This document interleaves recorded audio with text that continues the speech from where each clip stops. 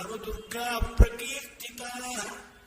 పరమాత్మను 9 రోజులు పూజిస్తాం. అందుకోసం నవరాత్రములని పేరుతో.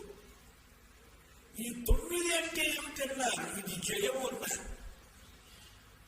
భారతం పేరేమిటన్నారు? జయం అన్నారు. జయం అంటే 9 ఎట్టా అవుతుందన్నారు.